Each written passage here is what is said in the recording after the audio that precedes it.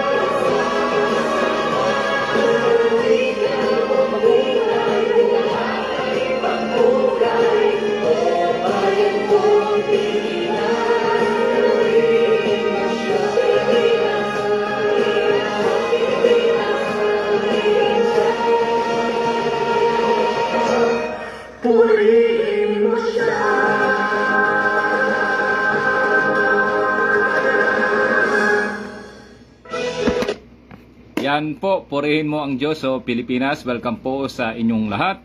At salamat po sa Diyos at sa Panginoon at sa Espiritu Santo na tayo po ay nakapag-live muli at hindi na po at huminto na po ang ulan. Kaya po tayo ay nag-live muli.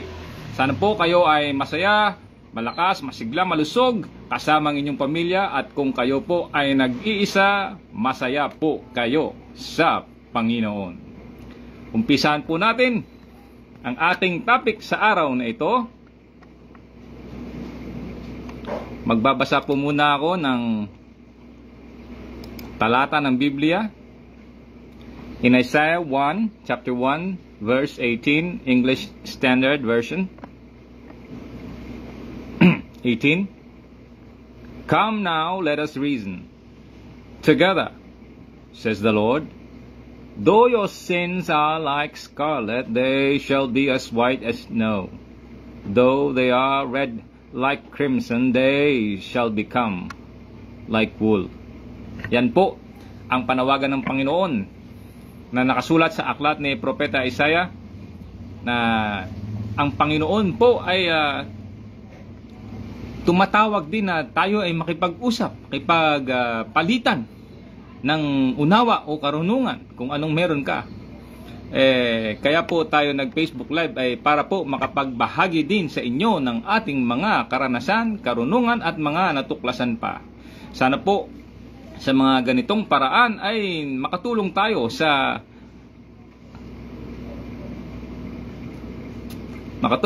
inyo sa anumang paraan na inyong mapulot o makuha sa ating pagpe-Facebook Live, at magamit po ninyo iyan sa inyong sarili, sa inyong pamilya at ng inyong mga anak sa ikabubuti po ninyo at sa kaiunlad. Shoutout po kay Blakey Fortunes at shoutout din po kay Dibon Treta. Maraming salamat sa inyong pagsubaybay, at talagang nakakatuwa, talagang tindig balahibo na sa pagla-live ko meron ding nanood.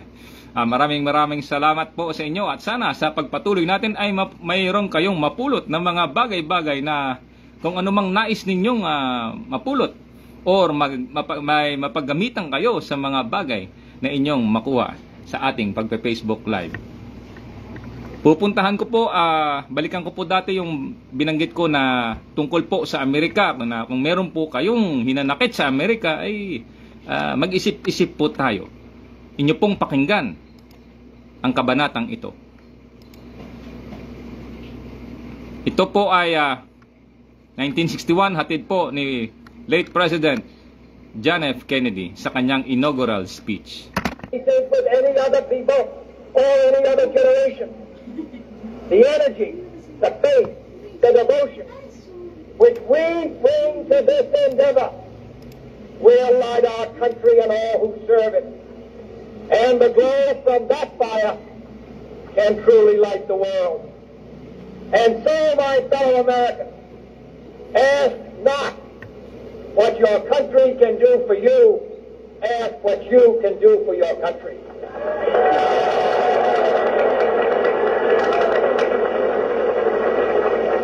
My fellow citizens of the world, ask not what America will do for you, but what together we can do for the freedom of man. Yan po ang isang bahagi sa inaugural speech ni John F. Kennedy. Isa pong panawagan sa citizens of the world. Ask not what America can do for you, but together what we can do for the freedom of man. Yan po. Kung meron mang tayong kasaysayan, lalo na sa bilang isang Pilipino, ang ating bansa ay dumanas din ng pananakop ng Amerika. Ngunit sa paglipas ng panahon po, nakita natin ang kanilang mabuting hadikain, na tayo din po ay umunlad, lalo na po sa karunungan at sa mga bagay-bagay na makabubuti sa tao for the freedom of man. Bakit po ba tayo nag-Facebook Live at lagi na lang binabalikan natin yung ibang bagay na kailangan nating i-refresh? Kasi po sa pag-aaral, kailangan po talaga natin ng refresher. Maalala ko nga nung nag-aral ako sa Asian Theological Seminary, meron po akong Amerikanong teacher, at talaga naman po binabalik-balikan po talaga yung mga subject kung saan ay meron kaming pagkakamali. Hindi po siya umuusad sa isang subject or isang topic pag hindi po namin nakukuha ang kanyang tinuturo. Ganun po kagaling ang aking isang naging guro na Amerikano doon sa Asian Theological Seminary. Kaya sa Facebook Live natin, asahan nyo po na meron talagang tayong i-refresh Bagaman yung mga topic na yun ay nakalipas na, kailangan po nating i-refresh para po tayo ay makaalala ng mga bagay-bagay kung saan na tayo ay natuto ng mga panibagong karunungan o na paalala man sa atin. Kasi sa buhay, kailangan po natin, maalala ko dati yung isang officer, si Sir Abinoa, isang 4-star ng Philippine Coast Guard, ang sabi niya, kung kayo'y nag-aral na, mag-aral pa kayo. Kasi meron sangkap talaga ang tao ng pagkalimot. At kung nakalimot ka, mag-refresh ka. Mag-aral ka ulit para iyong maalala. Ganun po ang buhay natin. Kailangan din po natin mag-aral palagi at mag-refresh dahil po pag hindi natin nagagamit ang isang bagay ay iyon po ay nawawala at sayang po ang ating effort. Tuloy ko lang po. Sabi nga ni John F. Kennedy sa isang speech niya nung pumunta rin siya sa Canada, dahil sa mga bagay o sa mga tao na hindi gumagawa, ito po ang kanyang salita. At the conference table and in the minds of men, the free world's cause is strengthened because it is just. But it is strengthened even more by the dedicated efforts of free men and free nations. As the great parliamentarian Edmund Burke said, the only thing necessary for the triumph of evil is for good men to do nothing. And that, in essence, yan po. For the triumph of evil is for good men to do nothing. Kaya po tayo ay nag-Facebook Live at inyong abang lingkod ay nagbahagi sa inyo ng mga natutunan o mga nag-i-exist ng mga karunungan para po tayo ay matuto at ma-refresh sa mga bagay na ating mang natutunan o nakalimutan man, maalala po natin iyan.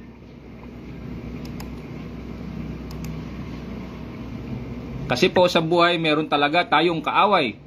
Ang kaaway po ay talagang isang makapangyarihang entity mula pa doon sa halamanan sa Eden. Yan po ay nakasulat sa Biblia. I-highlight ko na lang po on Genesis 3 verse 15. And it says, I will put enmity between you and the woman, and between your offspring and her offspring. He shall bruise your head, and you shall bruise his heel. Yan po ang sabi ng Panginoon doon sa ahas na kung saan kanyang dinaya si Eva, kaya po nahulog sa kasalanan ang tao at nagkaroon po ng kamatayan. Nasabi ng Panginoon, surely you will die.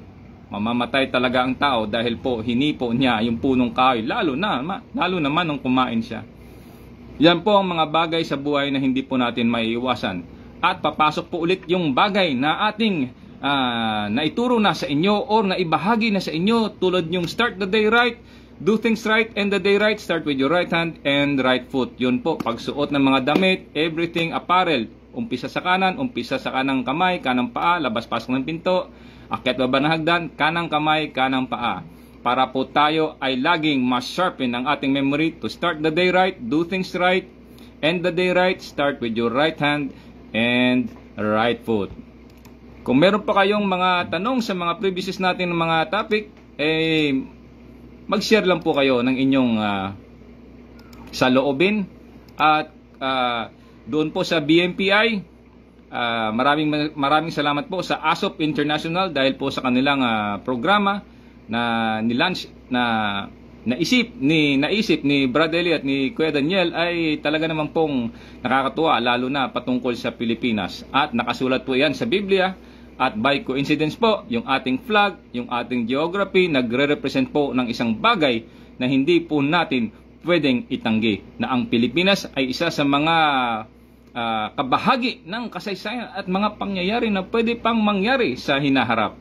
Dahil po yung Pilipinas nga ay hugis kamay, may 2 bantay, meron pa pong leon, at yung flag po nagre-represent ng Bible, the red, the New Testament, and the blue, the Old Testament, at panawagan sa Israel na sinasabi din sa kasulatan na tinuro na ni Brad Eli, kung inyo pong susundan doon sa kanyang programa na itanong mo kay Soriano, Biblia ang sasagot, na itackle po iyan ni Brad Eli regarding po sa mga bagay patungkol sa Pilipinas at ang tagapag-ayos ng mga nasirang bakod or mga nasirang bagay sa Israel po ay tayong mga Pilipino. Sino po yon? Yun po ang members the Church of God International. Sila po ang tagapagtaguyod ng mga aral na nakasulat sa Biblia na itinuro po sa atin ng Panginoon, na siya namang pong ipinagpatuloy ni Brad Eli at ni Brad Daniel sa kanilang programa na Ang Dating Daan. Nakasulat po yan sa Jeremias 6:16, ipagtanong ninyo ang mga mabuting landas. Yan po ang mga dating landas. Na mabuti po ang tinuturo. Dahil po, ang sabi nga ni Brad Daniel or Kuya Daniel, ang paggawa ng mabuti ay hindi magbubunga ng masama. Yan po ang sabi ng kasulatan sa ikalawang Timoteo 3:14-17. Ang kasulatan po ay para sa ikabubuti ng tao. Inyo na lang pong sundan at basahin kung nais po ninyong sundan ang ang nakasulat sa Biblia. Meron pa po akong pandagdag bago tayo magtapos. If a free society cannot help the many who are poor, it cannot save the few who are rich. If a free society cannot help the poor, it cannot save the rich. Yan po, kailangan po talaga nating magtulungan sa anumang paraan na ating maabot at ating kaya, dahil po sa pagtutulong natin sa ating kapwa, sa talino man, sa gawa man, pinansyal man, kung anong paraan ay nakakapagbigay po yan sa kanya ng kalakasan para po tayo ay makausad sa buhay na ito, dahil po kung tayo lang mag-isa ay hindi po natin kakayanin. Salamat po ng maraming salamat. Kung may tanong po kayo doon sa Start the Day Right, Do Things Right, sa kanan, magtanong lang po kayo at malugod ko pong sasagutin iyan. Pwede po kayong mag-like, mag-share o mag-subscribe, at maraming salamat po sa inyong patuloy na pagsubaybay at sa mga previous na nag-views. Maraming salamat din po. Pagpalain po tayo ng Panginoon na tayo po ay makapagpatuloy sa buhay na ito na may galak, na may sigla, at tayo po ay manalangin palagi sa Panginoon. Salamat po ng maraming salamat sa Diyos, sa Panginoon at sa Espiritu Santo. Amen.